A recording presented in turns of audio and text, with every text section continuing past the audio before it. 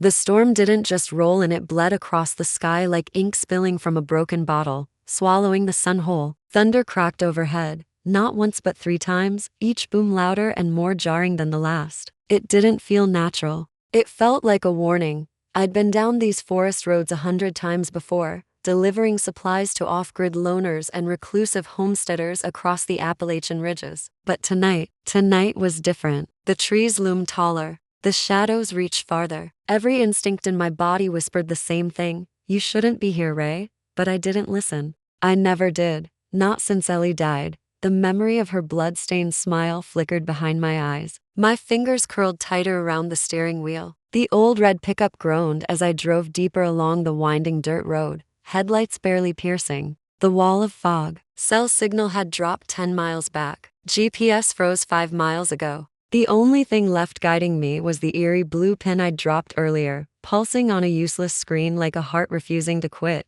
The man I was delivering to, if he was a man, didn't leave a name, just coordinates. A transfer of $3,000 and one request: come alone, after dark. Leave the crate by the door. Don't wait around. It should have scared me off. But grief does funny things. It makes you reckless. Makes you numb enough to do things like this, driving into the woods, chasing shadows because anything feels better than standing still. I parked the truck where the road ended. Beyond that, it was nothing but trees, moss, and fog. The cabin should have been just a few 100 feet away, but I couldn't see a damn thing. Rain began to pour like someone had slashed open the sky. I grabbed my jacket, flashlight, and the weather-sealed supply crate from the bed of the truck. Every rustle made me flinch. My boots sank into the wet forest floor as I trudged up the path, flashlight beam trembling in my hand. I didn't realize I was holding my breath until I heard it. A growl, not a branch snapping, not a raccoon. A growl,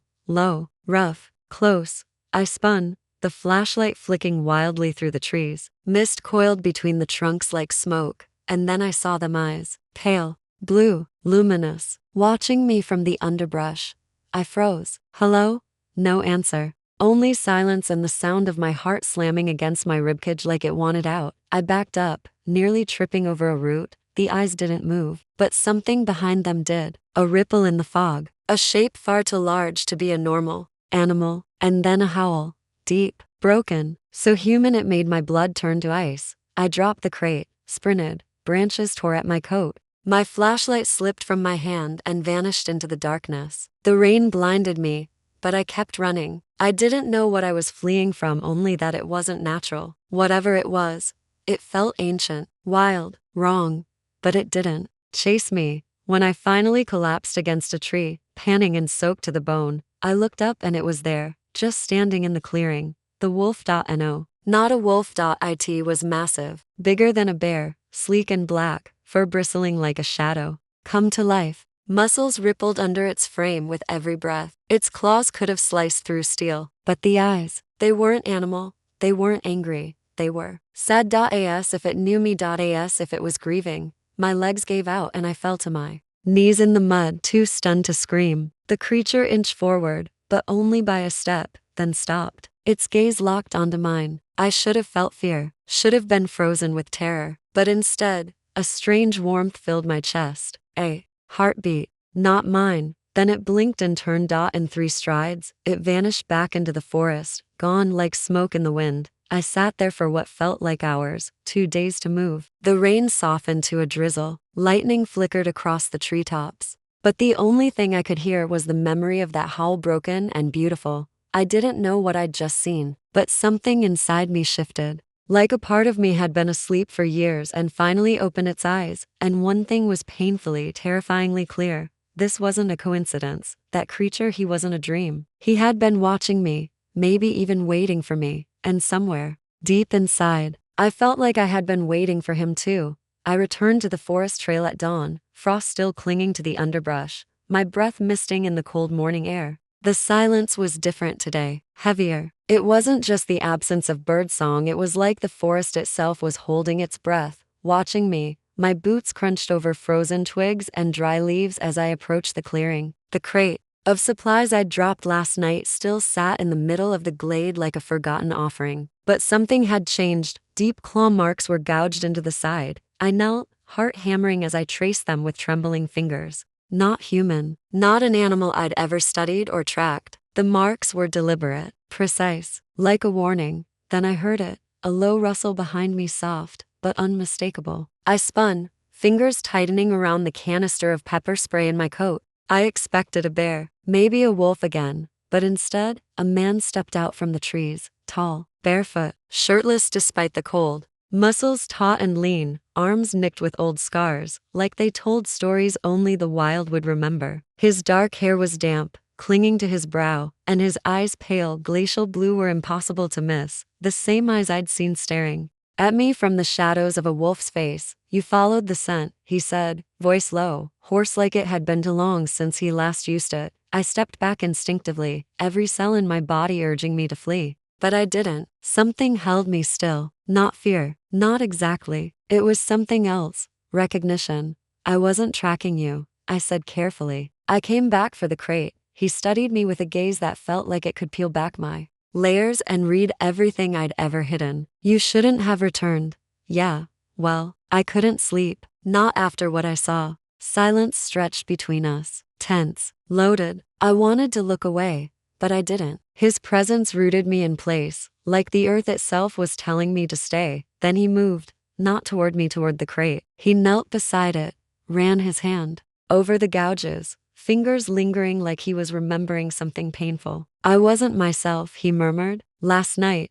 No kidding. A ghost of a smirk tugged at the corner of his mouth. You ran faster than I expected. I was a track star, I replied, lifting my chin. His smirk deepened, just slightly. That explains it. He stood and faced me again. I noticed his hands were trembling, not from fear, from restraint, like it was taking effort to keep some part of him buried just beneath the surface. You don't look surprised, he said finally. About what? You being a giant wolf? Or you being not entirely human? Both. I shrugged, even as my pulse thundered. Let's just say I've read weirder things on Reddit. His eyes darkened. This isn't a joke. It's not some fantasy you can laugh off. I'm not laughing. He stepped forward slowly, deliberately. My body tensed, but again, I didn't move. When he stopped barely a foot away, I had to tilt my chin to meet his gaze. The forest spun behind him, blurred and forgotten. All I saw were those ice blue eyes. I could tear you apart in seconds, he said softly. But I won't. Do you know why? I swallowed. Because you already would have if you meant to. He nodded once. Exactly. We stood in silence. His breath fanned my face, warm and laced with something metallic and wild. He smelled like pine needles, wood smoke, and something earthy I couldn't name. Something ancient. You didn't just shift, I whispered. Something else happened. That wasn't just instinct. You recognized me. The stillness between us turned fragile, like a held breath on the verge of shattering. I didn't expect to find you, he admitted. Not here, not like this. Find me? I echoed. You were looking for someone? Not someone. You. His words sent a shiver down my spine. I couldn't breathe for a moment. Okay, wait. You knew who I was? From the beginning? No, not like that. His voice lowered, as if even the trees might be listening. The moment I scented you, everything changed. My wolf stirred in a way he never has before. I tried to fight it, but I couldn't. My head spun. You're saying, we're connected, he finished, as if saying the word mates would make it too real. I backed up a step. No, that's insane. We just met. I don't even know your name. Callum, he said, his voice a quiet thunder. Callum Hart. Well, Callum, I don't believe in fated soulmates. That's fairy tale stuff. He didn't blink. And yet your hands are trembling. I looked down. Damn it. He was right. I don't understand any of this, I said shakily. I came out here to deliver supplies, not to get caught up in some supernatural, whatever this is. I didn't mean for you to be dragged in, Callum said, softer. Now, but it's too late. Why? Because the bond's already forming. And once it starts, it doesn't stop. A cold wind swept through the trees. My heart pounded as I tried to process what he was saying. A bond? Like imprinting? Like destiny? You said others like you don't bond with outsiders. We're not supposed to, he said. It's forbidden, dangerous.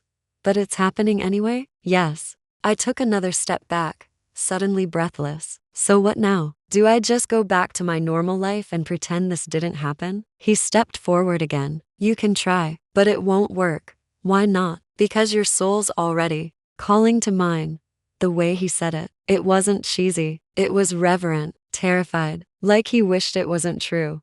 I need time, I said. I'll give you that, he promised. But know this, Ray, from the moment I saw you, the forest changed. My wolf has never been quiet since. I stared at him. I don't know what to believe anymore. Then start with this, he said, turning and walking back toward the cabin. I'm not the only one watching you. The air thickened. My mouth went dry.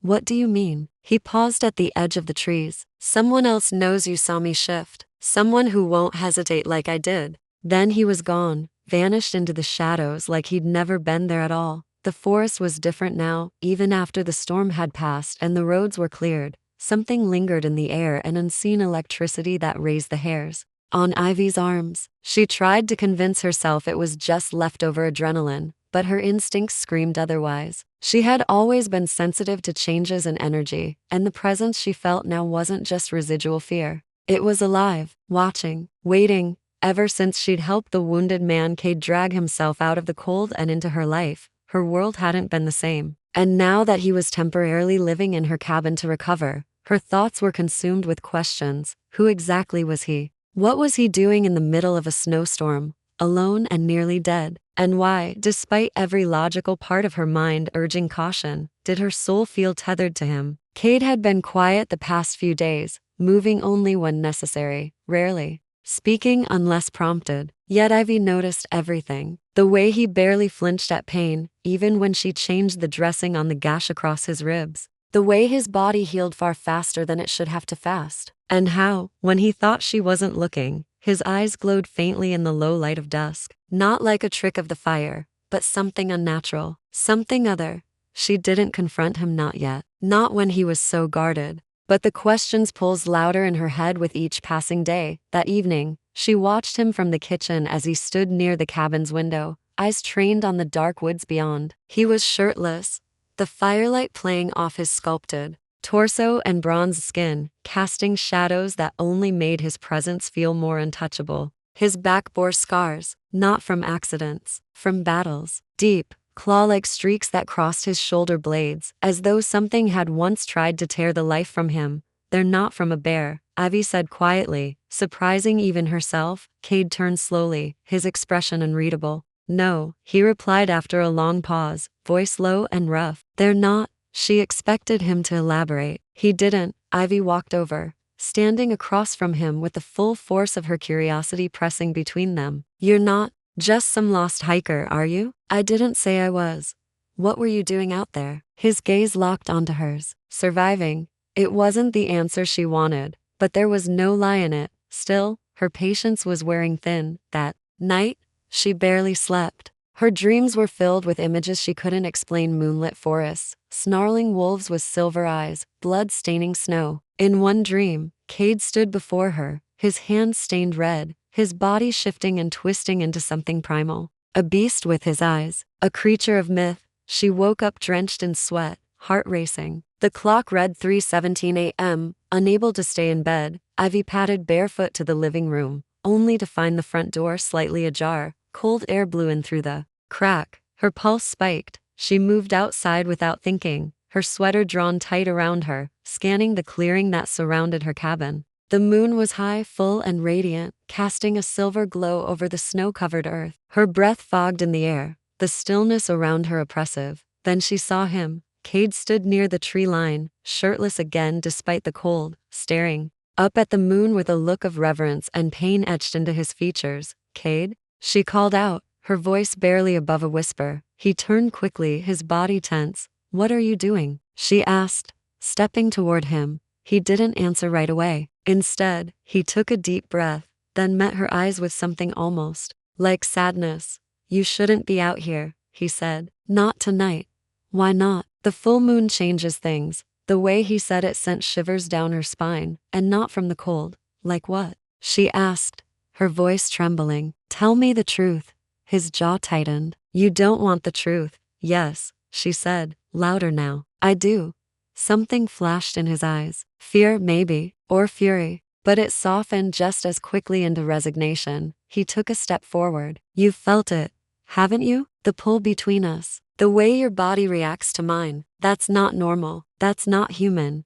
Ivy's breath caught. I thought I was going crazy, she admitted quietly. The dreams. The way I feel around you. It's like gravity. Because it is, Cade said, his voice low, aching. Fate isn't kind, Ivy, and neither am I. They stood in silence, surrounded by moonlight and truths that hovered just out of reach. I should go, he said finally, stepping back toward the woods. You can't. I can't stay. It's dangerous for you. She reached out, fingers brushing his wrist. Let me decide what's dangerous. For a long moment, he just looked at her, something warring behind his eyes. Then, slowly, he pulled his hand away. When I tell you what I am, he whispered, you wish you'd let me go. But Ivy shook her head, unwavering. Try me. Back inside, the tension remained thick as they sat by the fire, the storm outside replaced by a different kind of tempest, one made of truths waiting to be unraveled. Ivy poured tea, her fingers trembling only slightly. Cade took his mug but didn't drink, staring into the flames.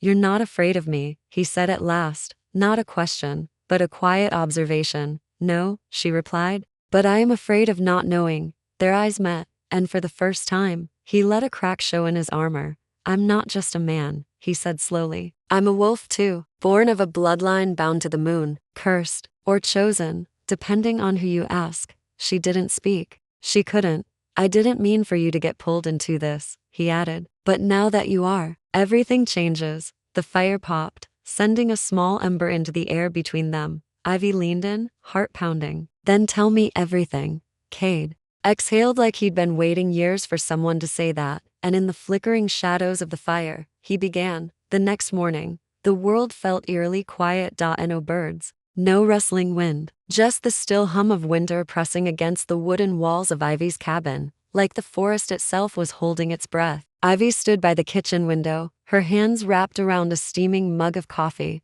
watching the snow sparkle under the morning sun. Her thoughts were still tangled in the night before Cade's voice, the revelation of who he truly was, or what he was, a shifter, a werewolf. She'd heard those stories in childhood, buried in fairy tales and horror flicks, but when she looked into Cade's eyes last night, burning with sadness and ancient weight, she knew this wasn't fiction. It was real. The man in her home wasn't human. And yet, every part of her still felt pulled to him as if something far older than her logic had already claimed him. Behind her, the floor creaked. She didn't turn. I didn't scare you off, Cade said, his voice rough with sleep and something more fragile underneath. Hope, maybe. Ivy finally looked back. He was dressed now, his hoodie hanging loose around his broad frame. His eyes were guarded, as always, but she could see the edges softening. I'm still here, she said simply, setting down her mug. They stood in silence. The kind of silence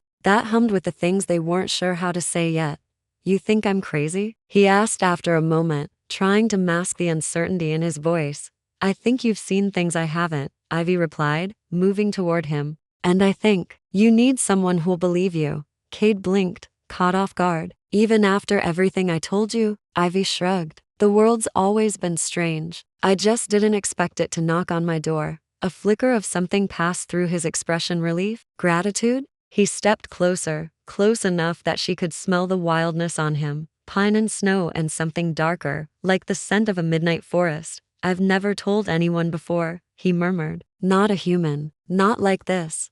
I'm not sure what I am anymore, Ivy said, her voice quieter now. You said fate brought you here, but what if fate's brought me here too? Cade searched her face. Then fate is cruel. No, she whispered. Maybe it's trying to fix something. They spent the day slowly together, but distant at first. Ivy kept herself busy around the cabin while Cade helped where he could, though he still winced from his healing ribs. She taught him how to chop kindling without straining his injury. He taught her how to listen to the woods not just with her ears, but with instinct. Everything talks out here, he said softly, crouched near the tree line as twilight approached. The trees, the wind, the pack, it's all connected. You just have to tune in. Ivy knelt beside him, watching the sway of the bare branches overhead. Your pack. You said they cast you out? He nodded once, jaw tightening. I broke a law, a blood law. What did you do? I killed another alpha. The confession hung heavy between them. Her breath hitched, but she didn't recoil. Why? Because he tried to kill someone I loved. And did they survive? Cade hesitated. No, Ivy reached out slowly, gently laying her fingers over his hand. He flinched at the contact but didn't pull away. You were protecting someone, she said. That didn't stop the punishment. There was a depth in his voice, a loneliness that seemed to stretch beyond this lifetime. Ivy squeezed his hand. You've been carrying this for a long time. Cade's eyes met hers, full of emotion he didn't have words for. You don't even know me.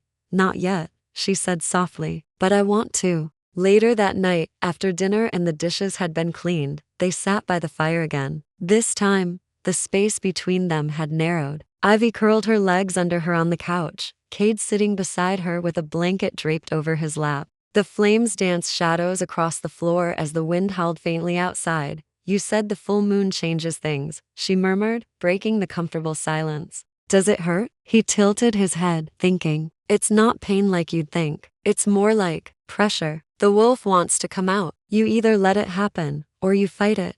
Have you ever fought it? His lips curled into a ghost of a smile. Every time I try, I lose. She looked at him, her heart aching in ways she didn't fully understand. And when you shift, do you remember being human? Always, he said. The wolf is part of me. I don't lose myself, I become something more. Ivy leaned in slightly, drawn to the gravity in his voice. It doesn't scare you? It used to, but now, it's the only time I feel free. A log popped in the fireplace, sending sparks upward. Ivy watched them fade, then turned back to him. You said you're a rogue now. What does that mean? It means I don't belong to any pack. I'm hunted, feared. Some think rogues are mad, dangerous. And are you? He looked at her, the firelight reflecting in his gold-tinged eyes. Would you still sit this close if I was? Ivy didn't move. Yes. Cade's breath hitched just slightly. You're not dangerous to me, she added. I'd know if you were.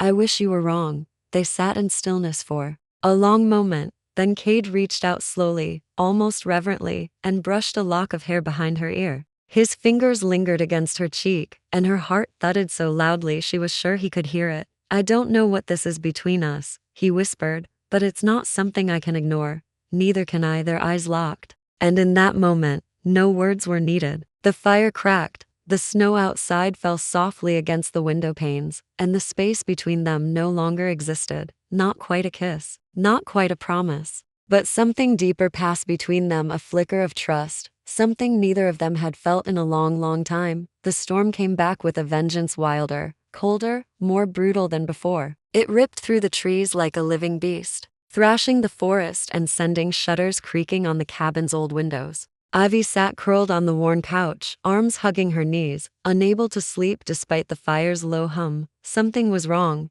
She felt it in her bones, the kind of dread that came without reason, without logic. A prickling sensation on the back of her neck, the subtle shift in air pressure, an instinct whispering, "You are not safe, Cade," she called softly, glancing toward the window where he usually stood late into the night. He often watched the forest, like he was waiting for something or someone, but he wasn't there. The cabin was silent except for the crackling of embers. No creak of footsteps, no movement in the shadows. Her stomach tightened. She rose quietly, heart racing, and checked the bedroom.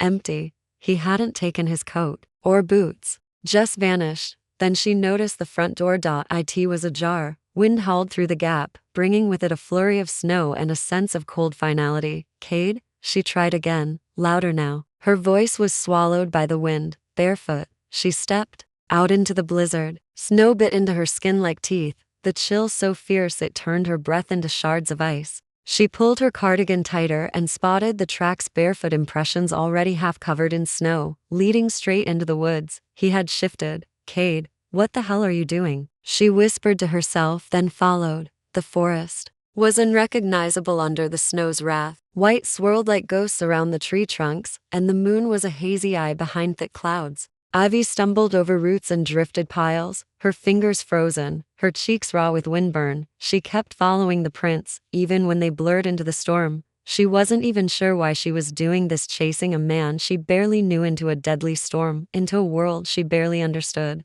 But something inside her, something deeper than fear or logic, refused to let him go alone. Then a sound cut through the wind, a growl, low, gut deep, not human, not his. Ivy froze. back pressed against the bark of a tree. She peered into the dark. Every muscle in her body tensed. That's when it emerged, a beast twice the size of any wolf, its fur patchy and gnarled, its eyes burning red like coals in a dying fire. It snarled, lips curled over yellowed teeth, and prowled toward her with a maddening hunger in its gaze. She couldn't scream, couldn't move. The thing crouched, ready to lunge, and was tackled mid-leap by a blur of motion. A second wolf. Silver gray and massive, sleek with power, Cade. They hit the ground in a tangle of claws and fury, snarling and slashing. Ivy stumbled backward, watching in horror as the two wolves tore into each other. Blood sprayed across the snow, steaming. In the cold air, the larger, mangy beast fought like a savage, erratic, almost crazed. But Cade was faster, more precise, his movements fluid despite the storm. For every blow he took, he gave one back harder. Still, it wasn't enough. The rogue twisted and slammed Cade into a tree. Ivy's breath hitched as he slumped for a second too long. "Cade," she shouted, her voice shrill. The rogue turned toward her, snarling, and that was its mistake. Cade lunged again, eyes glowing with silver light. He struck the other wolf's throat with lethal precision, and a sickening crack echoed through the trees. The beast collapsed. Snow fell still, blood-soaked. The clearing. Cade stood above the corpse, chest heaving, his form trembling. Then slowly, painfully, he shifted, bones snapping, fur retreating, skin stretching as the man re-emerged. He collapsed to his knees, naked, bloodied, gasping for air. Ivy rushed to him. Her knees hit the snow beside his. "You're bleeding," she cried, pressing her hands to the gashes across his ribs. Her cardigan slipped from her shoulders as she tried to shield him. "I'm fine," he choked, wincing. "You shouldn't have followed. You left without a word. What did you expect me to do?" She snapped, the fear in her voice making it sharp. "I was trying to protect you. By abandoning me?" Her voice cracked. "Do you know how terrified I was?" He looked at her, really looked, and some of the hardness in his face fell away. "You came for me." She nodded. "Always." Back at the cabin, Ivy dragged him to the couch and cleaned his wounds. His body bore the price of the fight: claw marks, bruises, a cracked rib. He didn't flinch under her touch, but she saw the tightness in his jaw. "I've seen wolves before," she said quietly, "but not like that one." He nodded. "It was a feral."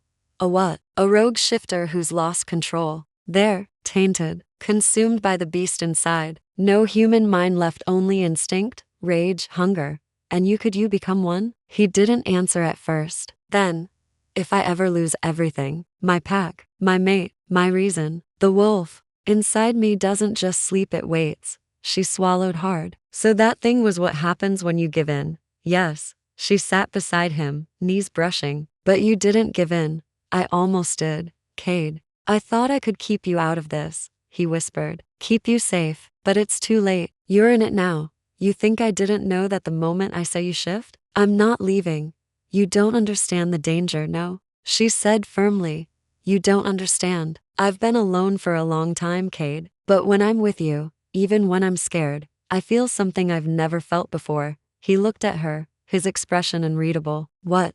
"Like, I belong." He closed his eyes for a moment, pain flickering across his face. "You shouldn't, not with someone like me, but I do." Much later, when she finally drifted into sleep, Cade sat awake in the armchair, a blanket over his lap, the fire casting shadows over his scarred body. He stared at the flames, haunted, because what he hadn't told her, what he couldn't tell her, was that the rogue wolf hadn't attacked by chance. Id had tracked him, which meant someone had sent it, a warning, or a message. And worse, the bond between him and Ivy, the pull he felt, it wasn't just fate. It was triggering something the old magic didn't want to awaken. He rose, walked quietly to the window, and looked out into the woods. Beyond the frost-covered trees, something stirred, watching and waiting. The morning after the attack, the forest was still again. Ivy stood on the cabin's porch, arms crossed, tightly against the chill, eyes lost in the silence that had settled over the snow-covered land. The world looked beautiful, pristine, but beneath the sparkling layer of white, something darker was hiding. Inside, Cade was asleep, or pretending to be. His wounds had closed with unnatural speed, healing faster than any humans ever could. Another reminder of what he was, of what she was now tangled in, and what she might become. She kept replaying the fight in her head, the other wolf, the brutal way it fought, how it seemed rabid. But the way it looked at her right before it lunged, there had been something else. Recognition, or hate, or both. She turned suddenly and re-entered the cabin. He was awake now, propped against the headboard, shirtless, the blankets kicked off. Scars webbed across his chest, old ones and new. His hair fell over one eye, and for a moment, he looked too wild for this quiet world. "We need to talk," she said. His eyes met hers with reluctant clarity. "I know. No more vague warnings. No more protecting me by keeping me in the dark. I need the truth, Cade." He sighed and sat up straighter, motioning to the edge of the bed. She sat, her heart thudding. "I wasn't born into a pack like most wolves," he began slowly, voice low. "I was made." She blinked. "Made?" He nodded. "I was taken by the Bloodfangs when I was a child. A rogue pack, not just outlaws but zealots. They believe in the old bloodlines, in returning to what they call the primal order." Ivy frowned. "What does that mean?" "It means no humans, no half-bloods, no alliances with the modern packs, just war. They use dark rituals, binding magic to force transformations, even in those not born shifters." Her stomach turned. "You mean, they can turn people who weren't supposed to be wolves?" "They turned me."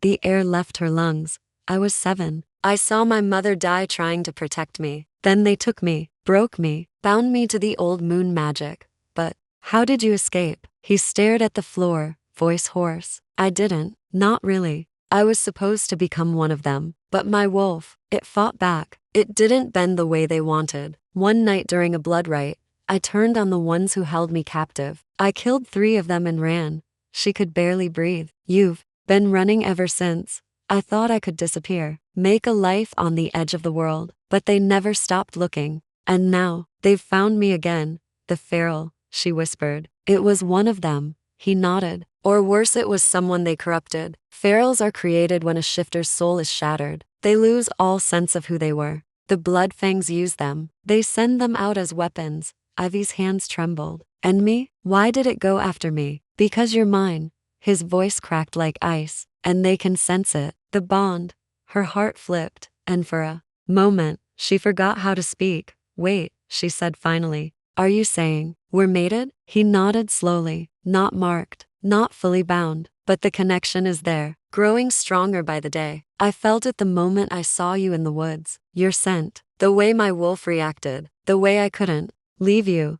She blinked, overwhelmed by the storm of emotions, fear, longing, wonder, and something warmer, deeper. "But I'm not a shifter," she whispered. "No, but the bond doesn't care. It chooses. Sometimes, it crosses bloodlines." She stood up, pacing the room. "So what does this mean for me? Am I in danger because of it?" "You were already in danger," Cade said softly. "But now, you're a target, because through you, they can control me." She turned to him, fists clenched. "I don't want to be your weakness." He looked at her with a flicker of heat in his gaze. "You're not. You're the only thing keeping me from becoming like them." Later that day, while Cade rested, Ivy searched the back of the cabin, the parts he never let her see. A narrow stairwell led into a root cellar, but when she flicked the lantern on, she realized it was more than a pantry. Books, dozens of old, cracked tomes lined the shelves, some written in Latin, others in glyphs that twisted when she tried to read them.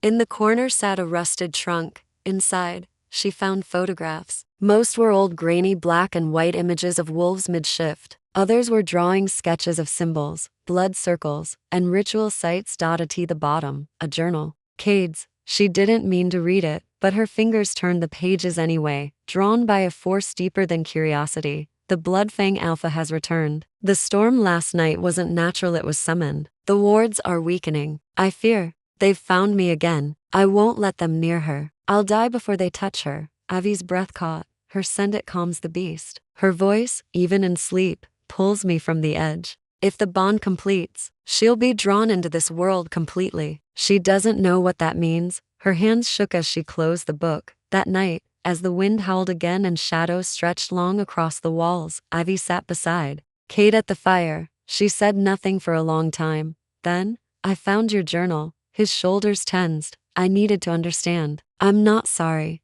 He looked into the fire. "I never wanted you to see that side of me." "Why? Because it's dark? Because it's broken?" He didn't respond. She reached for his hand. "I'm not afraid of your scars, Cade, or your secrets. I'm afraid of losing you to them. His throat bobbed. You read the part about the bond? I did. He turned to her, eyes burning gold. Then you know what's coming. She nodded. But I'm not walking away. I choose this. I choose you. He exhaled like he'd been holding his breath for days. Their lips met in a kiss not of fire, but of recognition. The kind that melted walls and silenced old ghosts. She tasted the wildness in him. He felt the stubborn fire in her. When they broke apart, his forehead rested against hers. There's more you don't know, he whispered. About your past. About why you can feel the bond. She blinked. What do you mean? You said you're not a shifter, but something in your blood knows mine. Ivy, I think you're part of something older. A lineage that vanished long ago. She pulled back slowly, heart pounding. I think, he said carefully, you're not just human. The forest was no longer silent. That night, the howls came not distant like before, but close, echoing through the trees like the voice of the ancient wild itself. Ivy stood frozen at the window, her breath catching as a chorus of wolves answered one another in eerie, bone-deep rhythm. Cade was already up, dressed in dark layers and strapping a blade to his thigh. She stepped toward him. That wasn't just a patrol howl, was it? He shook his head. That was a hunt call. They're drawing a circle around us. They know exactly where we are. A flicker of heat rose behind Ivy's rib sphere. Yes, but also something else. A thrum that wasn't her heartbeat. Like something had awakened inside her. Cade, if they want you, why don't you just run again? Because this time, it's not just me they're after. His eyes locked with hers. They want you. And if they get you, they'll destroy everything good left in me. She swallowed the lump in her throat. Then we fight. He gave a humorless half smile. You sound like a Luna already. She blinked. What? But he didn't explain. Instead, he reached into the back of the fireplace and pulled a worn leather satchel. What is that? Proof, he said, of who you really are. They rode out just before dawn on foot, fast and silent. Cade said the Bloodfangs would track them by scent, but the wards around the mountain peaks gave them an edge. Ivy followed him through the twisting paths until the trees thinned, revealing an ancient circle of standing stones. The air inside the ring was different, charged with a silvery pulse that made her skin tingle. She stepped inside and felt seen, as if the wind itself had turned to watch her. What is this place? She whispered. It's called a moonbind circle. Only a few still exist. They were used long ago by the elders to anchor sacred rituals, and to call the moonbound hunters. Moonbound what? Cade dropped the satchel on the stone altar in the center. A lost order of wolves sworn to protect the balance. Neither feral nor tied to any one pack. They weren't ruled by dominance or bloodlines, but by purpose. He pulled out a scroll faded, marked with claw-like script. And you think I'm connected to this? Cade nodded. You feel the magic. That's not human. It responds to you. I've watched you glow under moonlight. Watched your instincts sharpen with every passing night. Ivy, I think your mother, whoever she really was, had moonbound blood. That's why they want you. To twist that lineage into something dark. She looked down at her trembling hands. But I don't feel powerful. I feel terrified. So did I. Until the day I stopped running. He unrolled the scroll, revealing a symbol etched in silver to wolves, intertwined beneath a moon with 3 eyes. I found this years ago. It's part of the prophecy the Pax tried to bury. The moonbound line wasn't destroyed, it just went silent. And the bond, the one between us, it only forms when 2 fated souls meet at the edge of war. She looked at him, heart racing. So we're some kind of chosen pair? He hesitated. Not chosen, forged, in blood, in loss. And what happens if we complete the bond? You'll no longer be fully human. You'll change, in ways no one fully understands. She stepped back, her breath hitching. You said it yourself. The bond draws me in. But I never asked for this. I never wanted to be part of this war. I know, he said quietly. But war found you anyway. Before they could speak more, the air split with a sharp scream. Not animal. Not human. Something else. Cade snapped his head up. They've breached the southern ward. How do you know? He closed his eyes. Because the magic in this circle is fading. The Bloodfangs are feeding off it, unbinding it. Ivy turned in a slow circle. The trees around the clearing darkened. The stones hummed low and mournful, as if mourning something ancient being lost. We need to move, Cade said. They'll be on us within the hour. But Ivy didn't move. She stepped up to the altar and placed her hand on the scroll. The air shuddered. A light pulse from her palm, faint, silvery, and pure. Cade's breath caught. Ivy. She didn't speak. She felt her blood warming, rushing with something older than fear. The scroll began to glow, and the markings rearranged themselves, forming a symbol she somehow recognized. Words spilled from her lips before she could stop them. Lunarottle. Vendor Althera. Cade dropped to one knee, eyes wide. That was ancient moonbound, he whispered. You remembered it, but I've never heard it before. You have in your blood. The moment snapped like a string, and the energy collapsed. Ivy stumbled, suddenly dizzy. Cade caught her before she fell. You just reawakened the circle, he murmured. The blood fangs will feel that. They'll know you carry moonbound blood now. She looked at him, dazed. Then let them come. They didn't have to wait long. By nightfall, the forest lit up with eyes glowing, hateful yellow. They came in packs, ferals, rogues, corrupted wolves that had long abandoned their humanity. But behind them stood one tall figure cloaked in crimson. Cade stiffened beside her. That's him. Dorian. Your alpha? My tormentor. Dorian stepped forward, his voice smooth as silk but laced with venom. You disappoint me, Cade. All these years hiding. And for this? A half-blood girl clinging to magic she doesn't understand? Cade bared his teeth. She's more wolf than you ever were. Dorian's eyes glowed brighter. Then let's test that.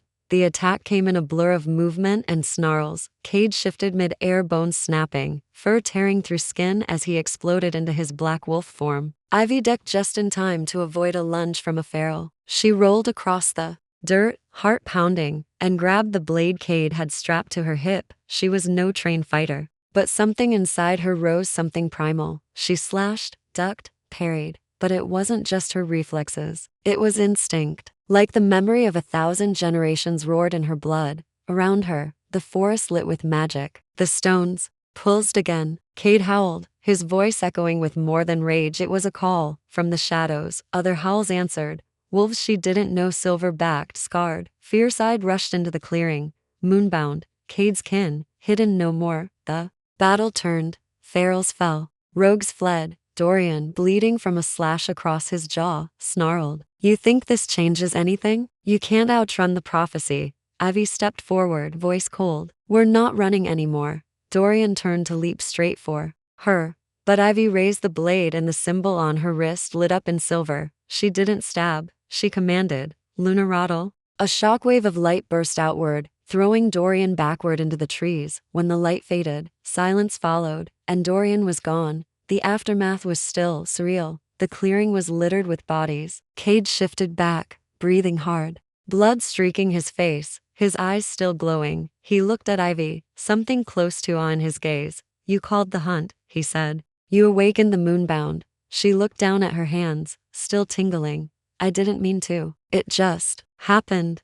No, he said softly. It chose you. She stepped toward him, shaking but alive. He took her hand, brought it to his chest. You're not just mine anymore. You're one of us. The moon had dipped behind the clouds, leaving the clearing in a bruised hush. The bodies of the fallen ferals lay still, and though victory had been won, its weight pressed heavily on Ivy's chest. She sat on a boulder near the altar, knees tucked to her chest, watching Cade speak quietly with the moonbound wolves who had answered his call. Their eyes glowing silver like his shifted toward her often, not with hostility, but with uncertainty. She awakened the circle? One of them whispered, and called the hunt? Another murmured, reverent and afraid. Ivy knew she didn't belong to them yet. Not fully. Not even after channeling power. That had frightened her more than any claw or fang, because something had shifted inside her. Her bones ached like they were still changing. Her senses were still too sharp. The sound of breath, the scent of blood,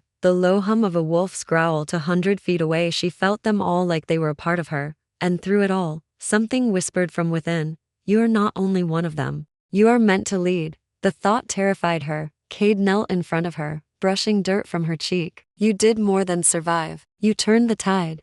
She blinked. Then why does it feel like something's broken? His eyes flicked to the horizon. Because this war isn't over. Dorian won't fall that easily.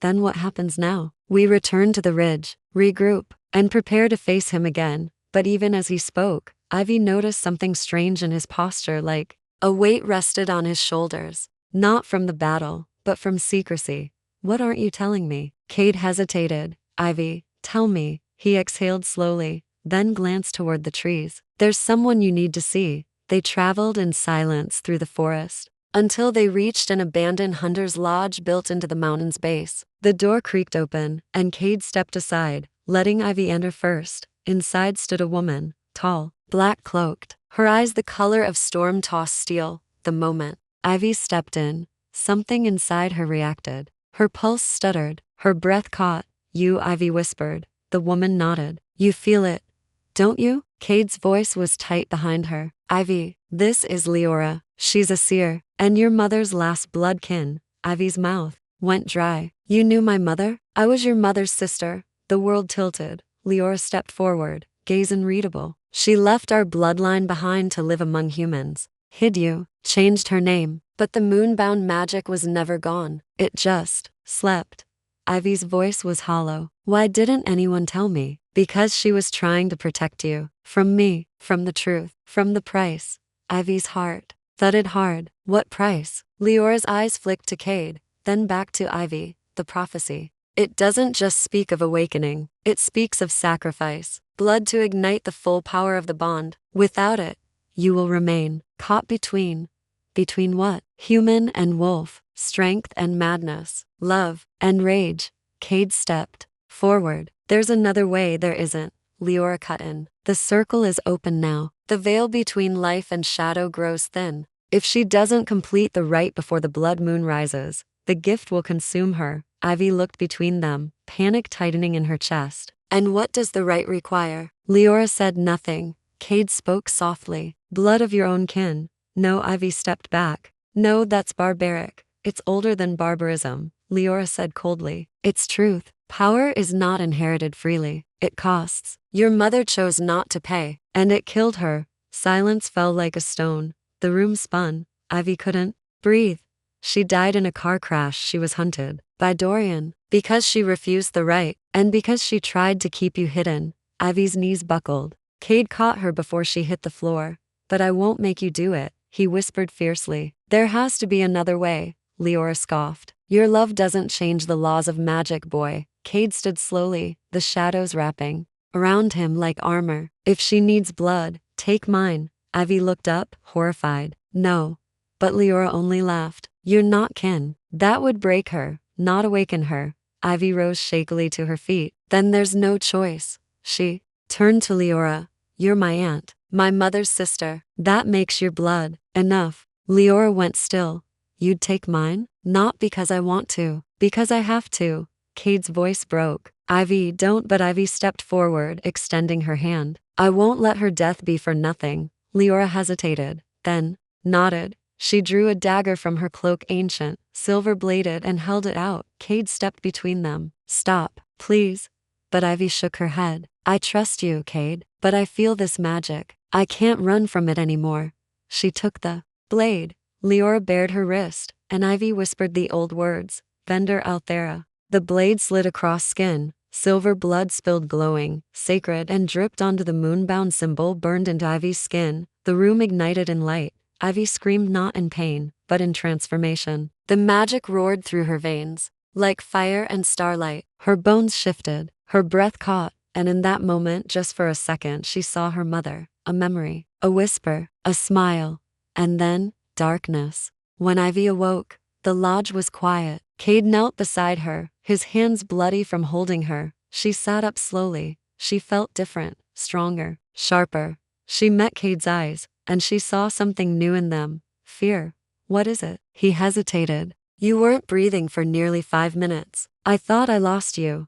But you didn't." "No," he said softly. "But I think the girl I knew before just died." Ivy rose, and for the first time, the wolf inside her didn't just stir. It stood. The mountain air was colder now, sharper. Every scent, every heartbeat of the forest below, echoed through Ivy's senses like drumbeats in her blood. As she stood on the cliff's edge, the wind pulled at her newly heightened-formed skin, thrumming with power, pulse tethered to something ancient and hungry. She had changed, not just in body, but in soul. The blood right had awakened something more than magic. It had unlocked memories that weren't hers, instincts that whispered of both dominance and destruction. Her mother's voice echoed in fleeting flashes, warmth entwined with warning. Power must serve the heart, not consume it. But her heart was fraying, and it scared her. Cade stood a few feet behind her, watching her in silence. His eyes, usually fierce and unshakable, held a quiet storm of conflict. Ever since the rite, he'd been walking on eggshells around her like he couldn't decide whether to embrace her or fear her. She finally turned to him, her voice low. "You're avoiding me." He blinked as if caught. "I'm giving you space." "No," she said gently. "You're afraid?" Cade's jaw tightened. "You died, Ivy." "For minutes. I felt your heartbeat stop in my hands. I've never known fear like that." She looked down at her hands, still hers, but not. The veins beneath her skin shimmered faintly with silver now, a mark of the rite, of moonbound royalty. "I came back," she said softly. "But what came back?" he asked. The words struck deeper than he meant them to. She flinched. "I'm still me, Cade. I want to believe that," he said, stepping forward. "But since you woke up, it's like something else is in your eyes." Ivy met his gaze intense, glowing faintly under the fading daylight. "Maybe it's just the part of me that's no longer afraid." He reached for her hand, but she didn't move to meet him. There was a moment flickering, fragile, where she saw something shift in his expression. Pain.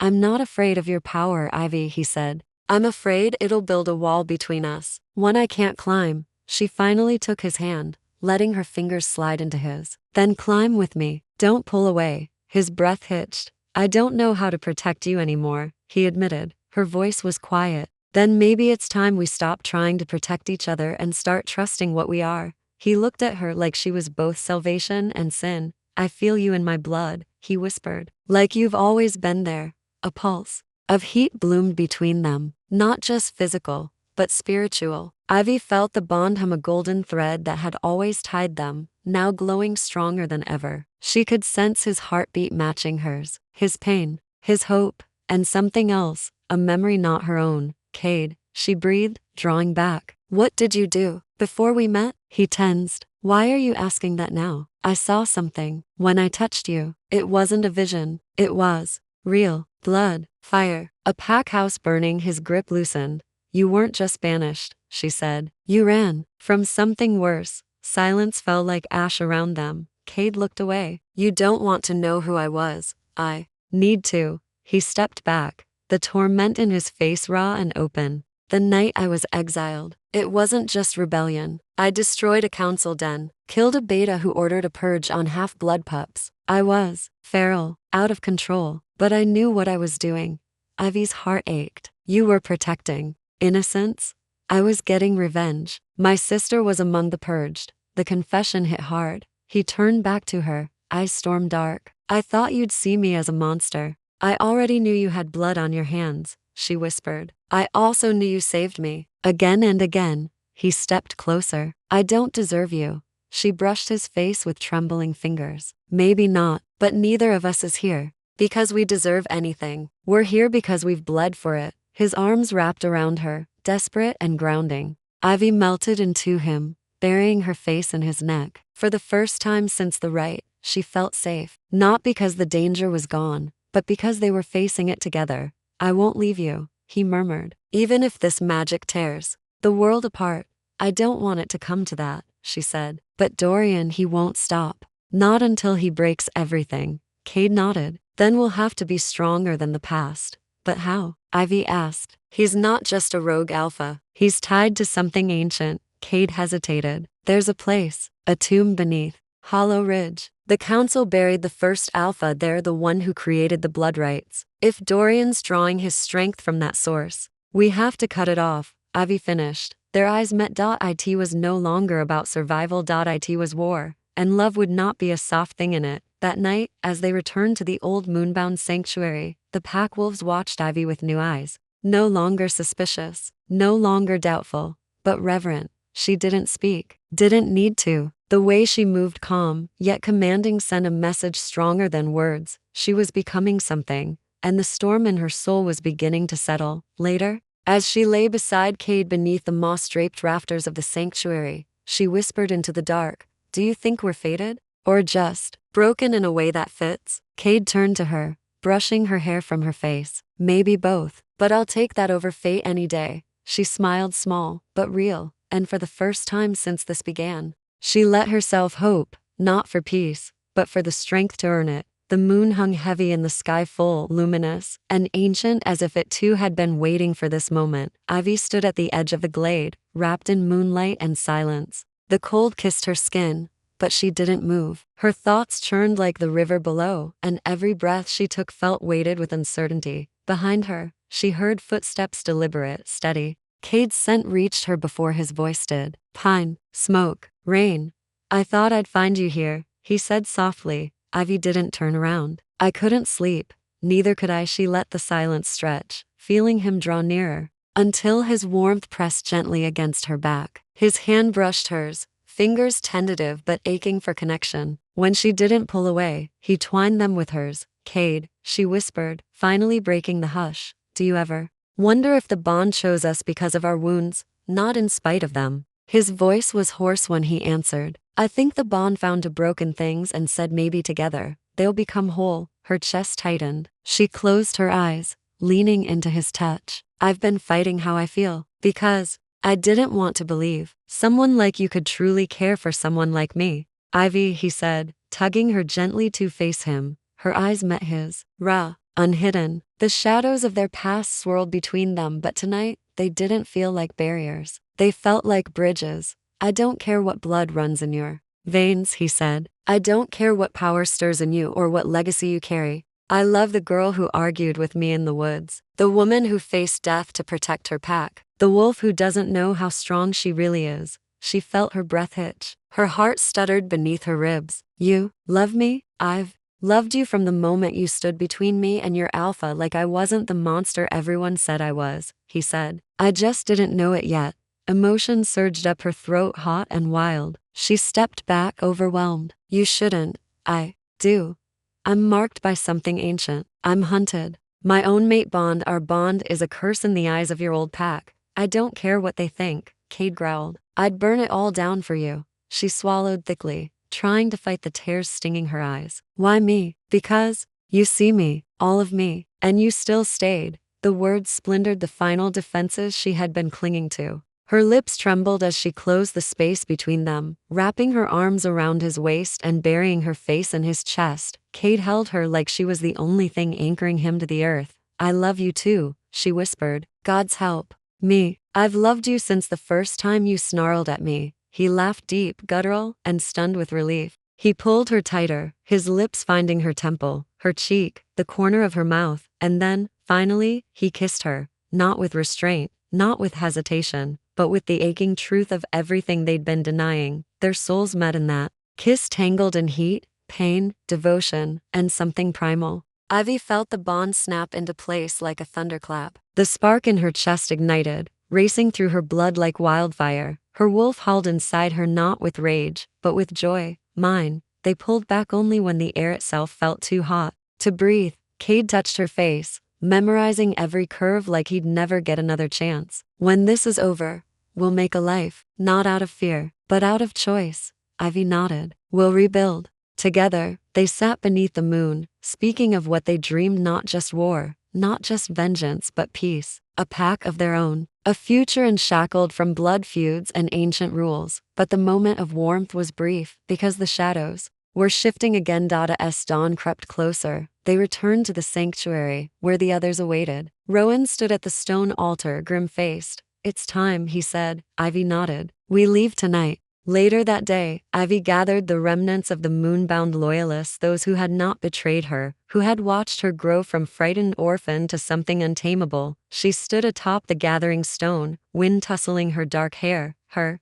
eyes bright with resolve. Dorian has twisted our history, she said, voice carrying. He's turned blood into power, tradition into tyranny. He tried to burn us out, but we survived. Murmurs of agreement rippled through the pack. I am not the daughter of weakness, she continued. I am the storm they feared, and I will not run anymore. Cade stood at her side, silent but radiating strength. This is not just about bloodlines, she said. It's about who we become when the world tries to break us. When the bond chooses love over fear. Her gaze swept the crowd. If you follow me into this, we may not all return, but we will remind the council who we are. The wolves around her growled their agreement, fists pounding chests, eyes blazing. Rowan stepped forward, eyes flicking between Ivy and Cade. You have our strength. And my blade. Even the old healer, Illyra, came forward, pressing a carved pendant into Ivy's palm. Wear this. It belonged to your mother. It will guide your heart when your power tempts your soul. Ivy clutched the token close, a reminder that love was not weakness. It was armor. As twilight descended, Ivy and Cade stood at the forest's edge, cloaked in shadows and silver. I'm not afraid anymore, she said quietly. Cade kissed her fingers. Then let's go make them afraid of you. Their hands stayed locked as they stepped into the trees, leading the pack toward the hollow ridge tombs, toward Dorian, toward the end of everything. But as Ivy looked at Cade, felt the bond pulse between them like a second heartbeat, she knew this wasn't the end of them. It was only the beginning. And their love, born of pain, forged in fire, was the one truth that even death couldn't silence. The forest felt like it was holding its breath. Ivy moved like a shadow between trees, her senses heightened. The air was thick with anticipation and the metallic scent of magic. Behind her, Cade's presence was a steady force, his steps in sync with hers, his energy grounded and ready. Around them, the moonbound loyalists crept in silence, flanking from the north and south. Tonight, there would be no retreat. Tonight, they would confront the monster that once led them, Dorian, and Ivy would reclaim what was stolen: her name,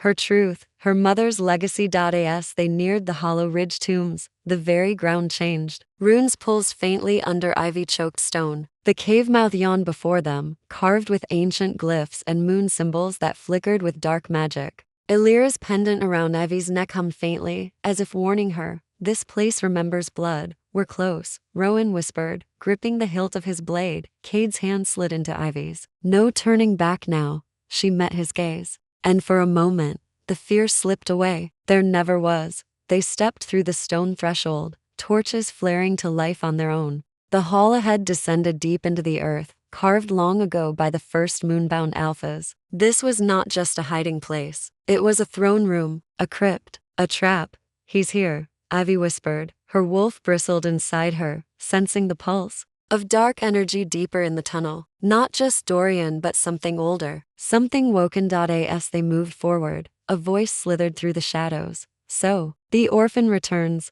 Ivy froze. The voice echoed with cruelty and smugness. Dorian stepped into the torchlight from the far end of the chamber, his robes flowing like spilled ink, his golden eyes burning. The pack marks on his skin glowed with unnatural energy. But it wasn't just him. Beside him stood a tall figure cloaked in shadow, face hidden, presence wrong. Ivy felt the hair rise on her neck. "You brought them here," Dorian said, circling Ivy like a predator. "You dare to bring traitors and rogues to my door?" "They're not the traitors," Ivy said, her voice hardening. "You betrayed everything the Moonbound stood for. You killed my mother." He laughed, low and cruel. "Your mother was weak. She didn't understand what the bloodline truly held." "I did what I had to do." "No," Ivy said. "You did what your fear demanded." Cade stepped forward, his growl low and dangerous. "Step away from her."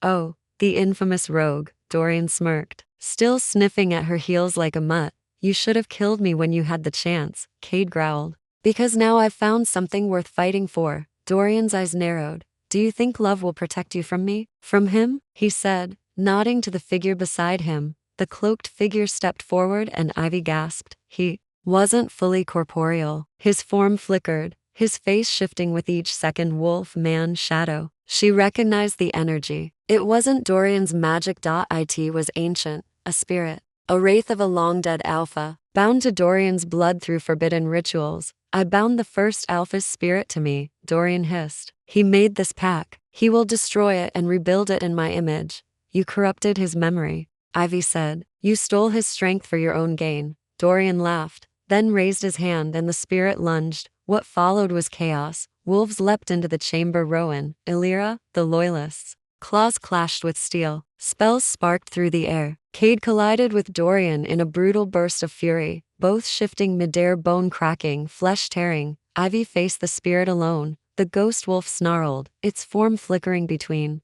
massive jaws and icy flame. It lunged at her, but Ivy held the pendant Illyra had given her and focused. Her blood surged, the power she'd feared now answering her call. "By my mother's name," she chanted, "and the truth of the moonbound line, I banish you from this plane." The pendant burst with light, and the spirit shrieked, pulled back by a force deeper than any spell. Ivy saw flashes, visions from the spirit's memory. Her mother, young and defiant, a silver blade, a betrayal under moonlight, and then the ghost vanished, gone, exorcised. But the cost hit Ivy like a storm. Her knees buckled, and pain lashed her spine. Cade saw her fall and broke away from Dorian, throwing the older alpha against the stone wall with a roar. "Ivy, I'm okay," she gasped. "Finish it." Cade turned back to Dorian, bleeding, dazed, but not defeated. "You never deserved her," Cade said, standing over him. "You never deserved this pack," Dorian snarled. "You think you can rule them? You're an outsider." Cade didn't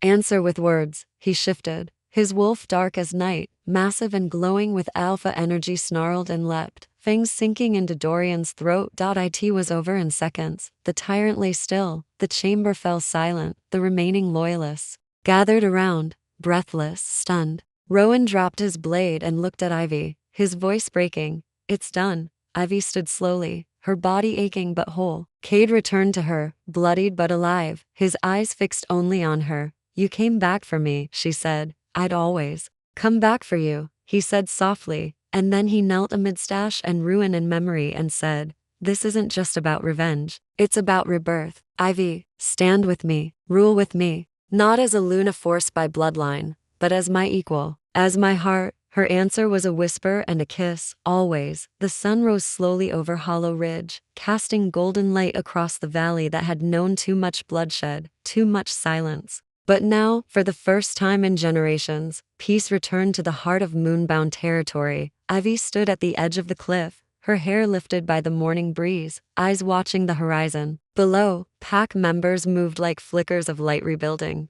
homes, tending wounds, reuniting with lost kin. The old symbols had been burned, the sacred stones cleansed, the forest no longer echoed with fear. Everything had changed, and yet the path ahead still felt unfamiliar. She clutched the silver pendant at her chest, Alira's, her mother's, and now hers. Its glow was faint but steady, a heartbeat that had outlasted death, betrayal, and war. Beside her, Cade approached silently, his steps slow but confident. He wore no crown, no title, just scars, quiet strength, and a gaze that held only her. "How are you feeling?" he asked, brushing his fingers across hers. "Like I'm breathing for the first time in years," Ivy replied, leaning into him. "But there's so much to do," he chuckled. "There always will be." Behind them, Rowan and Alira stood with the new council, young, old, former rogues, even former moonbound loyalists who had knelt after Dorian's fall. Unity, not fear, now held them together. No blood oaths, no forced allegiances, just choice. And Ivy had chosen this life.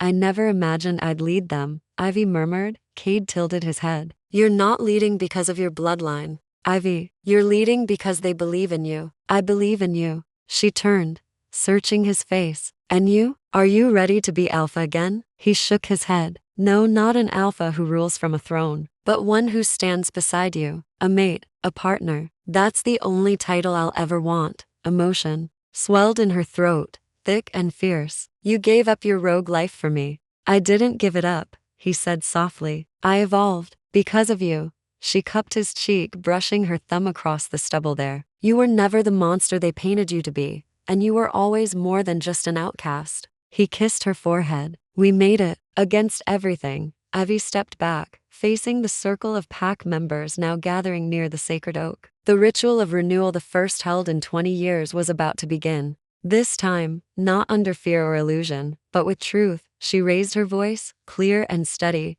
"We lost much," she said, addressing the crowd. "Family, history, trust. But in that loss, we found something stronger: choice. I won't lead with power or fear. I'll lead with honesty. I was once the girl they cast aside. I returned not to punish, but to rebuild."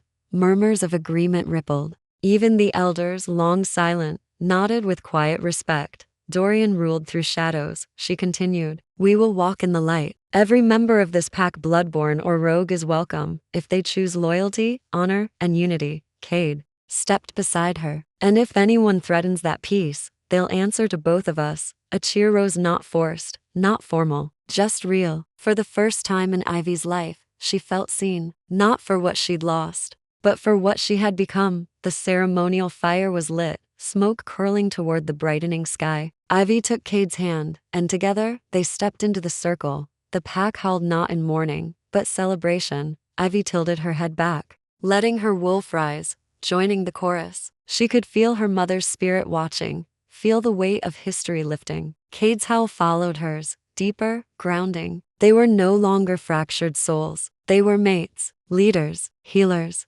and this was just the beginning. That evening, under moonlight, Ivy and Cade walked the forest paths alone. The night was cool, stars flickering like silver embers. You know, Cade said, smirking. You never did say yes. She blinked. To what? To my question. He stopped, pulling something from his pocket. A delicate moonstone ring, carved with the same runes from the sacred tomb, now cleansed. Ivy, will you be my mate officially? Not because the bond chose us, but because you do. Tears pricked her eyes, but her voice was sure. Yes, 1,000 times yes. He slipped the ring onto her finger, then lifted her hand to his lips. They stood in the clearing, no witnesses, no grand ceremony, just stars, wolves, and love. And for the first time in her life, Ivy wasn't afraid. She was home.